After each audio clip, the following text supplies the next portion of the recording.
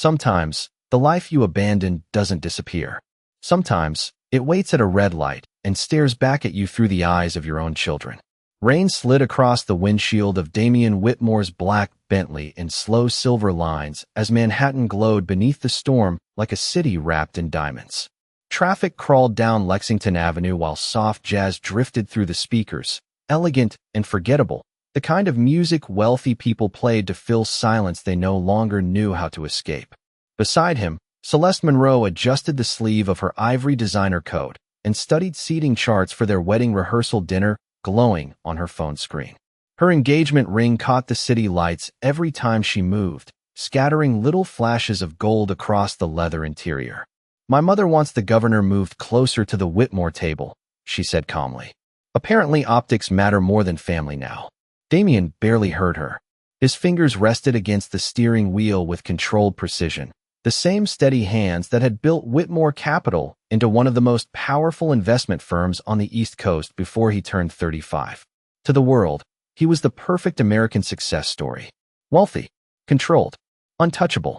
In exactly 12 days, he would marry into another billion-dollar dynasty beneath crystal chandeliers inside St. Patrick's Cathedral, while every major business magazine in the country documented the union like royalty. Everything was exactly as it should have been. Then the traffic light turned red, and his entire world stopped breathing. Across the street, beneath the glow of a flickering pharmacy sign, stood a woman holding two small hands beneath a black umbrella. Her camel-colored coat was damp from the rain, curls framing deep brown skin that looked almost golden beneath the streetlights. She stood quietly between the rushing crowds, one hand adjusting the scarf wrapped around the smaller boy beside her while the other held grocery bags against her hip. Damien's heartbeat stumbled so violently it almost hurt. Zaria Bennett. 6 years disappeared in a single breath. Celeste was still speaking beside him. Something about floral arrangements and media coverage, but her voice faded beneath the roaring silence filling Damien's chest. Because one of the boys had just turned toward the Bentley, and he had Damien's eyes. Gray-blue, sharp at the corners. Impossible to mistake. The little boy paused beneath the rain, blinking toward the street with the same serious expression Damien had stared at in mirrors his entire life. Even the way he tilted his head felt painfully familiar. Damien's grip tightened around the steering wheel until his knuckles turned white. The city lights blurred. Somewhere in the distance, a horn blared impatiently. But all Damien could see was the child standing beside the woman he had spent 6 years trying to forget. Then the second boy looked up too. Same eyes, same face, same quiet gravity that had once belonged to a younger version of himself before power taught him how to bury every human thing inside him. And for the first time in years, Damien Whitmore felt fear crawl beneath his perfectly tailored life, like a crack spreading through glass. The light turned green, but Damien did not move. Taxi horns exploded behind the Bentley in angry waves while rainwater shimmered beneath the streetlights like broken mirrors scattered across Manhattan. Celeste finally looked up from her phone, irritation crossing her perfectly composed face. "Damien." Her voice sharpened slightly. The light changed. He barely heard her. Across the street, Zaria pulled the two boys gently closer beneath the umbrella as crowds rushed around them in heavy coats and polished shoes. She looked older than the woman he remembered, not in beauty but in quietness. Life had softened certain edges and strengthened others. There was something almost untouchable about the calm way she carried herself now, as though pain had carved dignity directly into her bones. One of the boys laughed at something his brother whispered, and the sound reached Damien through memory instead of distance. Suddenly, he was 28 again, sitting beside Zaria on the rooftop terrace of a tiny jazz restaurant in Harlem while she laughed into the winter air with both hands wrapped around hot chocolate. Because she hated coffee. Back then, he had not been the man the world knew now. He had still believed love could exist outside boardrooms and headlines. The sharp blast of another horn snapped him back. A traffic officer motioned impatiently for the Bentley to move. Damien pressed the accelerator automatically, but his eyes remained fixed on the sidewalk until Zaria and the boys disappeared into the blur of rain and city lights. The silence inside the car turned cold. Celeste studied him carefully now. "Who was that?" she asked.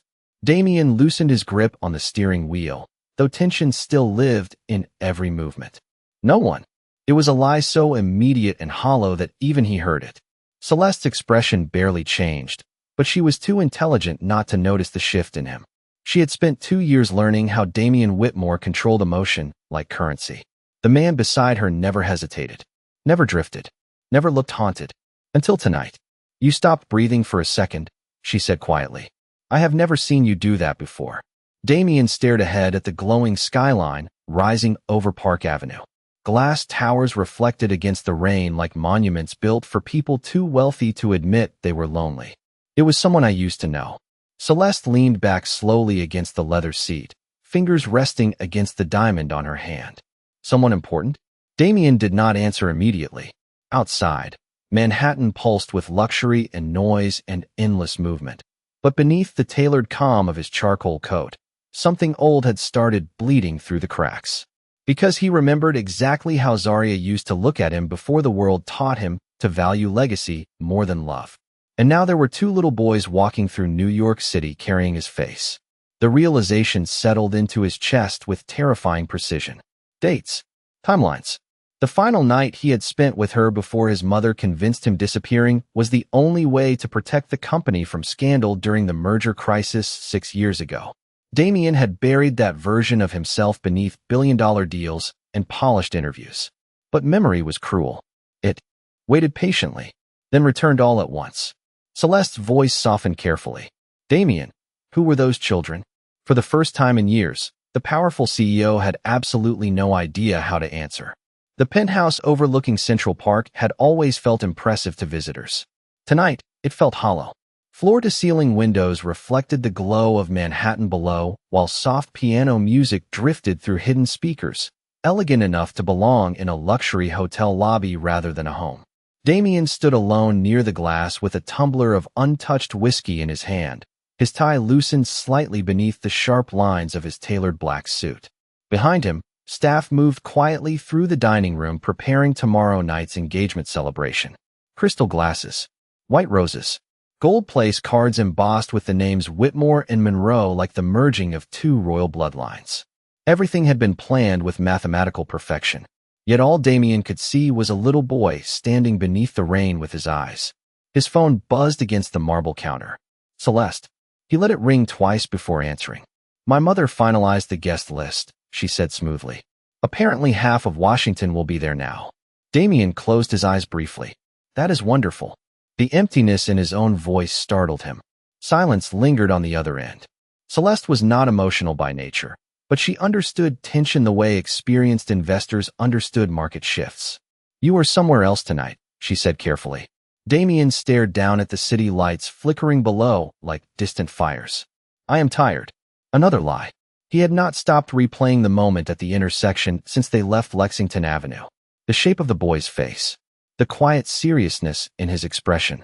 Even the way he stood beside Zaria had felt familiar, protective in the same instinctive way Damien used to stand beside her years ago crossing crowded New York streets. Who was she? Celeste asked softly. Damien finally turned away from the windows. The penthouse suddenly felt too warm, too polished, too expensive to breathe inside comfortably. Someone from before. Before me. Before. All of this. The answer settled heavily between them.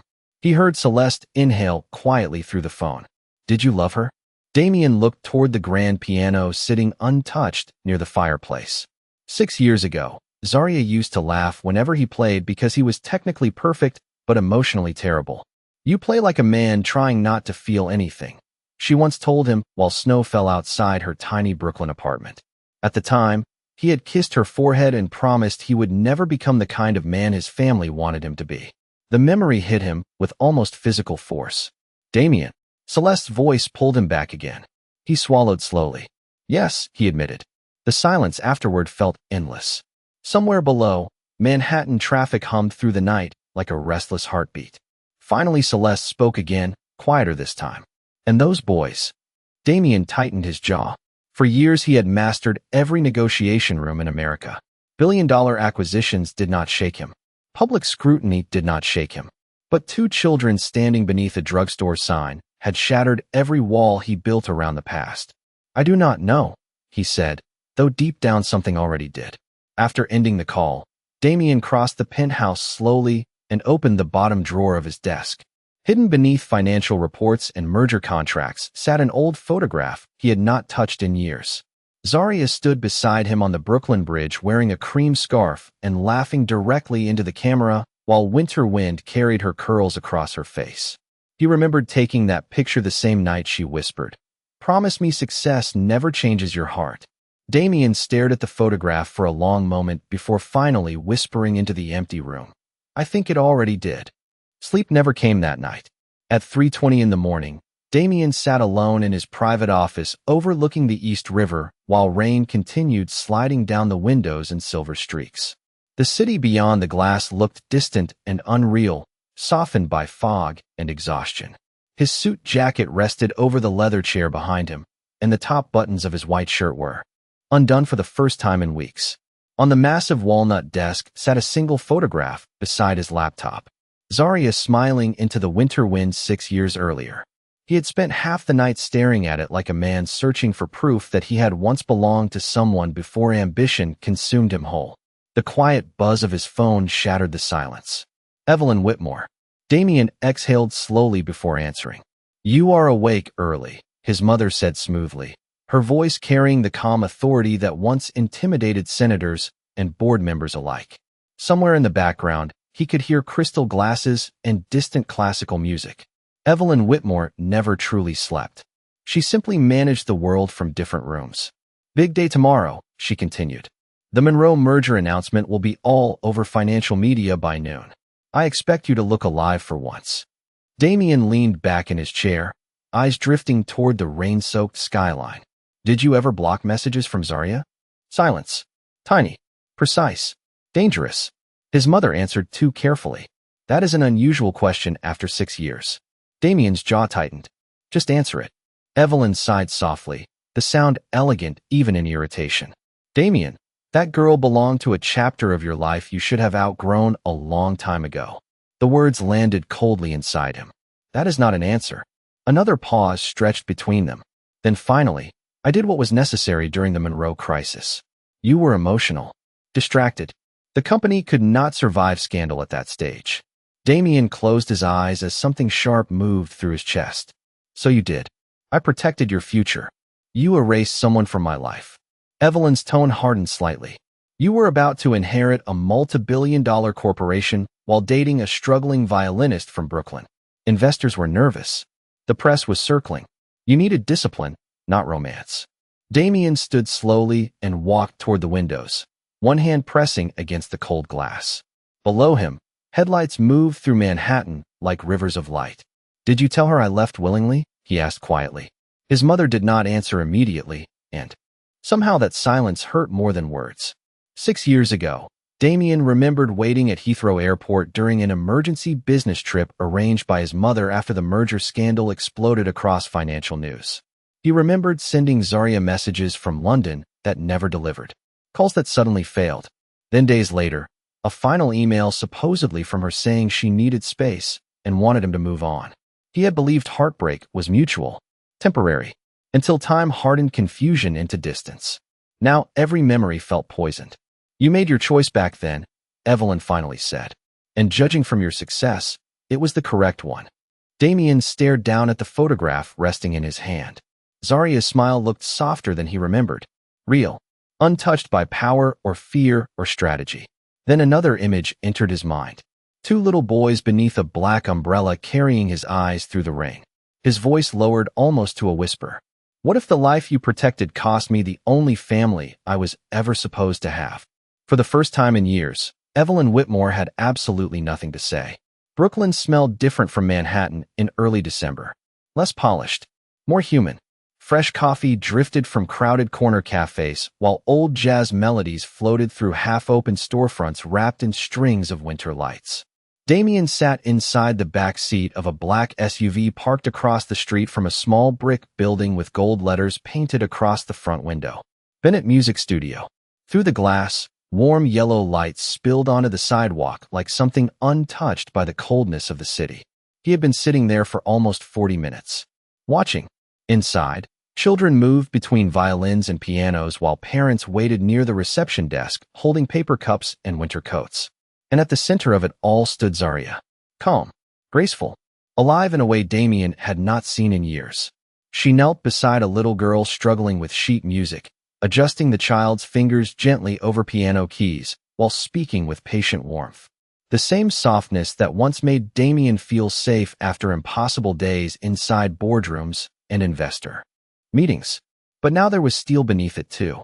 Life had changed her without hardening her. Somehow that hurt the most.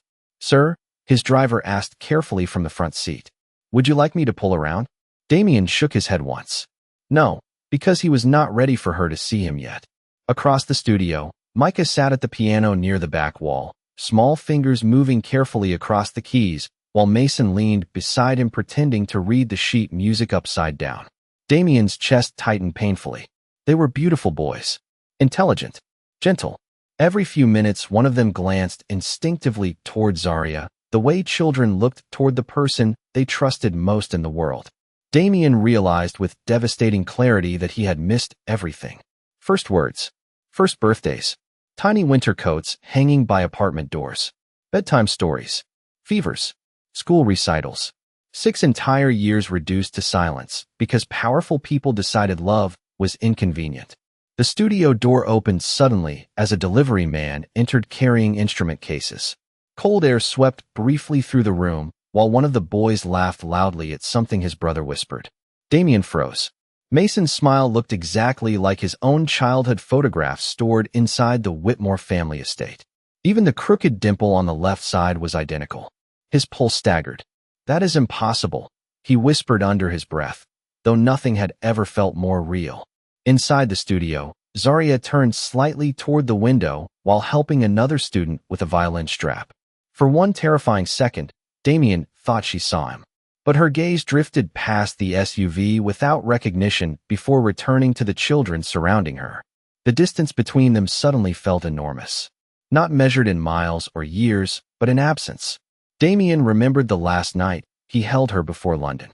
Snow had fallen softly outside her apartment while she rested against his chest listening to him play piano badly in the dark. "Promise me one thing," she whispered back then.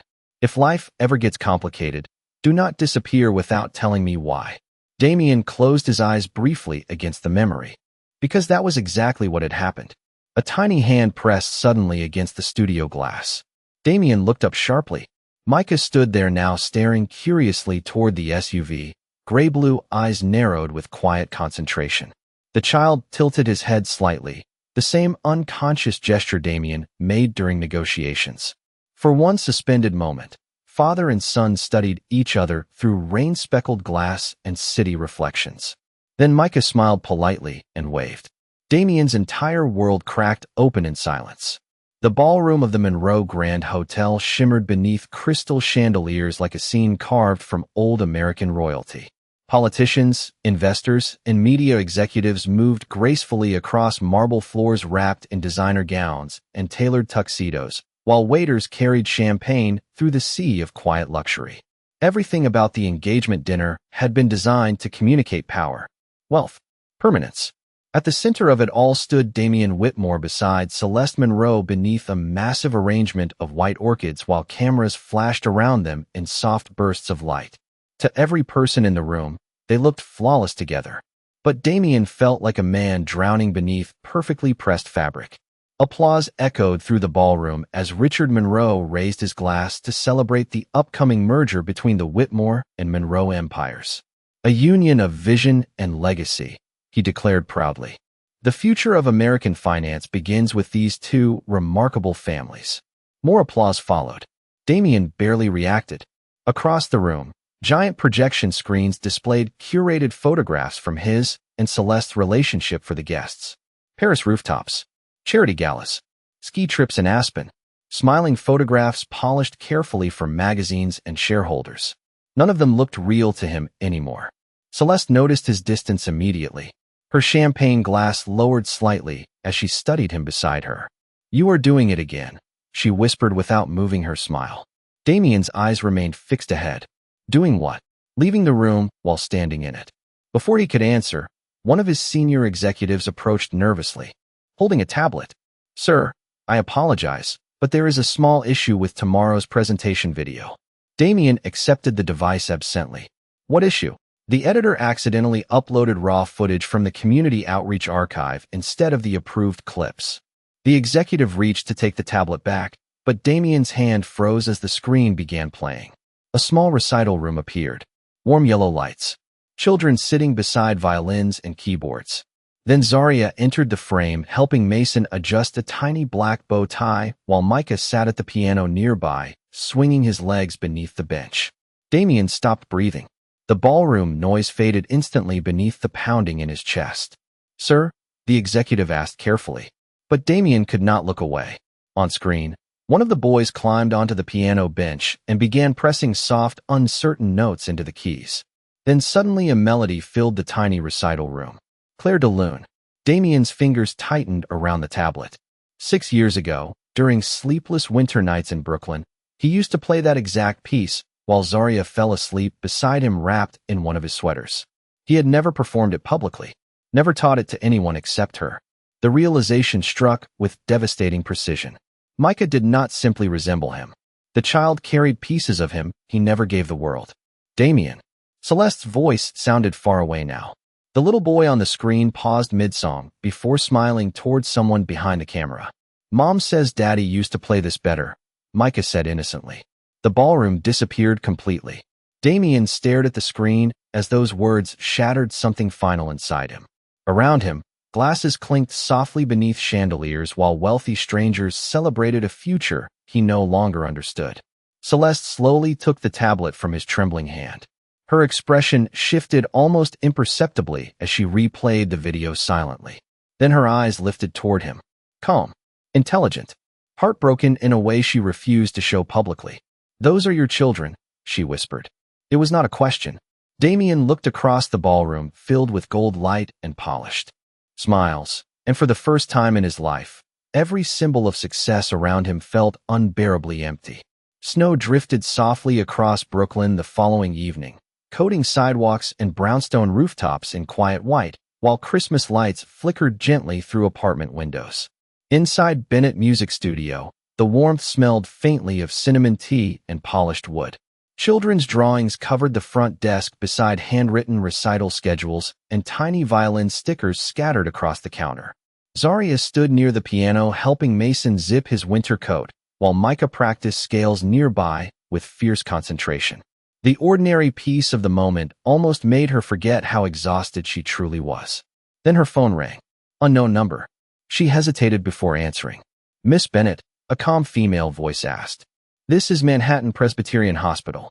Your son Mason was brought into urgent care after experiencing severe breathing difficulties during an after-school program nearby. He is stable now, but we need a parent here immediately." Zaria's heart dropped so violently she nearly lost grip on the phone.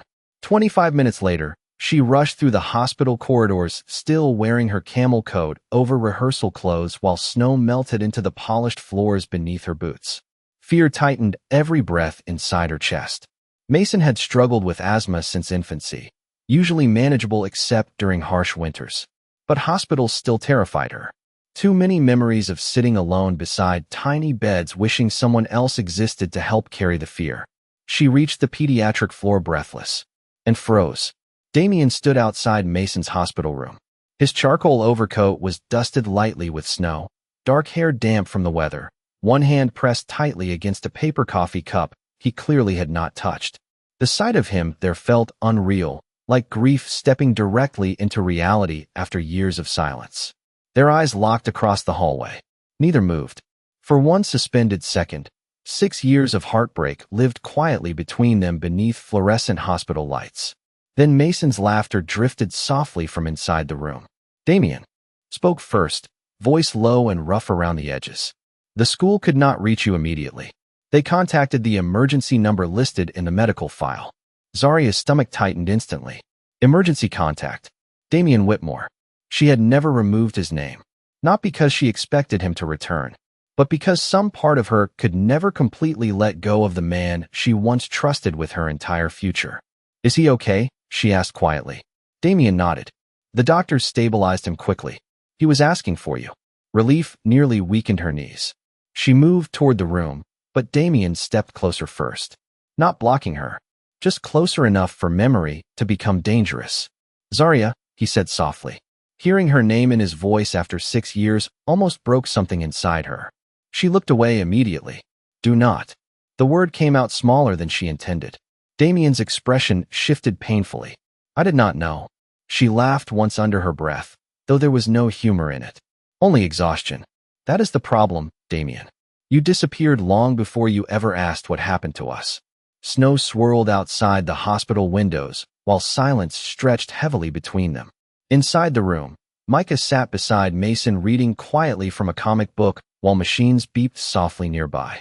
Damien glanced through the glass toward the boys, emotion flickering visibly across his face now for the first time since she had known him.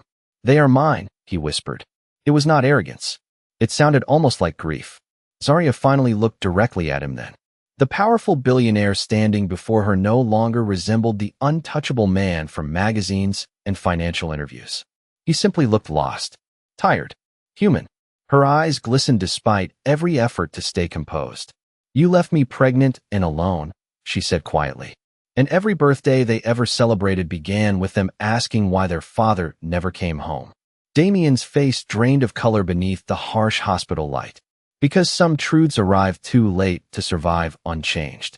Morning sunlight spilled pale gold across the Whitmore estate the next day, illuminating marble floors and towering cathedral windows that had once impressed Damien as symbols of success. Now the mansion felt unbearably cold. Lawyers moved quietly through conference rooms downstairs preparing final merger documents, while assistants finalized seating arrangements for the wedding that was supposed to unite two corporate empires by Saturday. Every hallway carried the sound of polished efficiency. But inside Damien, everything had collapsed into silence. He stood in his father's old study, staring at a stack of papers spread across the mahogany desk. Medical records, birth certificates, school registrations, dates, timelines. Every document pointed toward the same truth with brutal clarity. Micah Bennett, Mason Bennett. Father section left blank. Damien lowered himself slowly into the leather chair as emotion tightened painfully beneath his ribs. 6 years of birthdays missed. 6 years of scraped knees, piano recitals, bedtime prayers, and winter fevers erased from his life before he even knew they existed. A soft knock interrupted the silence. Evelyn Whitmore entered wearing a cream cashmere suit and pearls that looked as sharp and controlled as the woman herself. Her gaze swept briefly across the documents before settling on her son. You are making a mistake, she said calmly. Damien did not look up. I already made the mistake 6 years ago. Evelyn crossed the room slowly.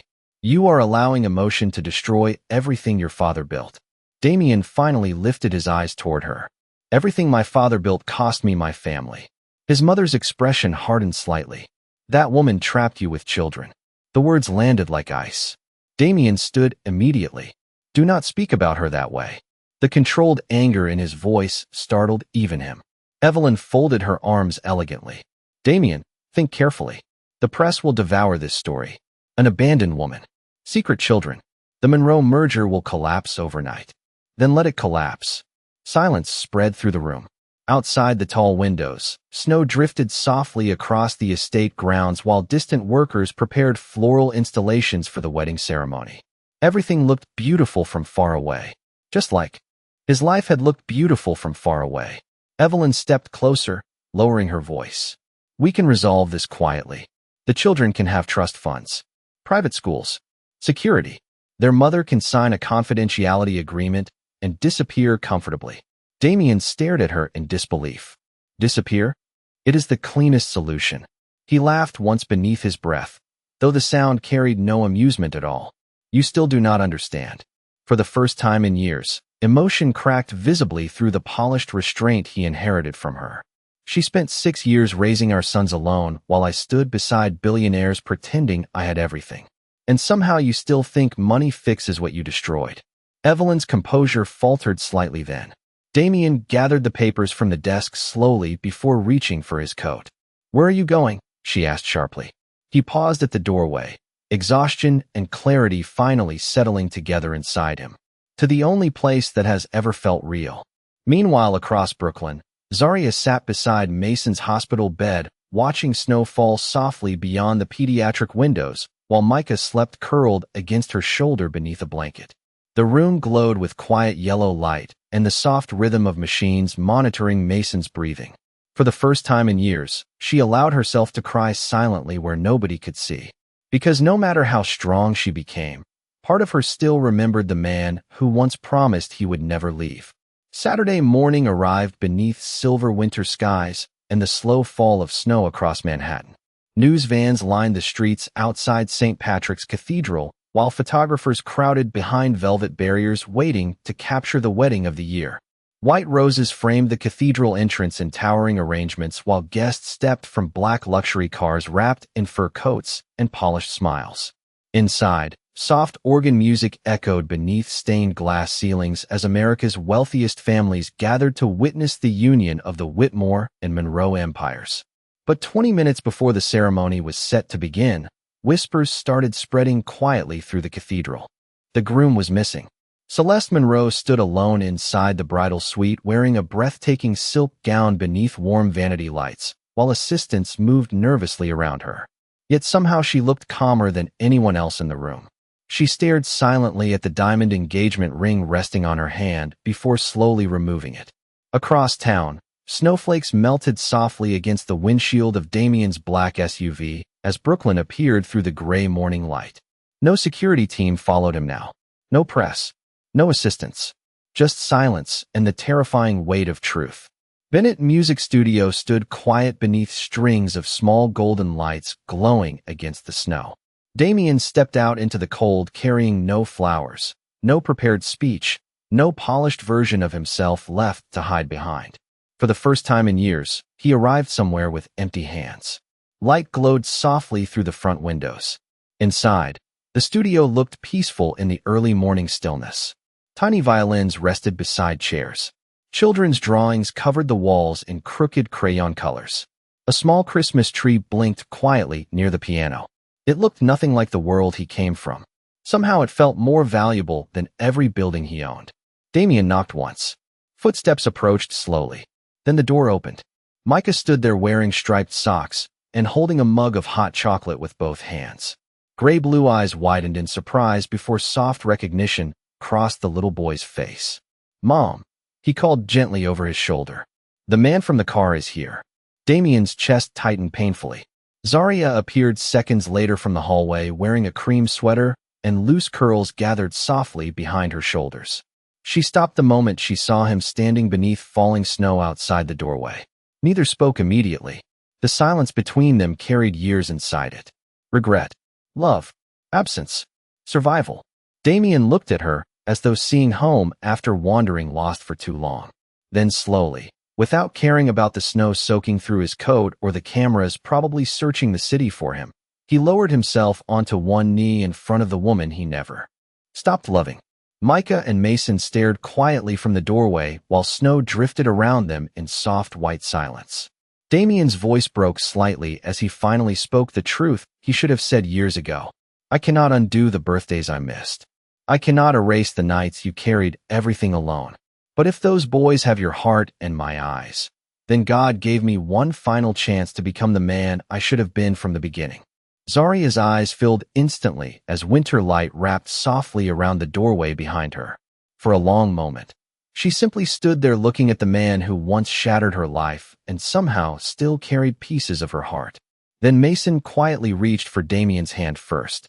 And somewhere beyond the snow-covered streets of New York, the life Damien spent years chasing finally stopped mattering at all.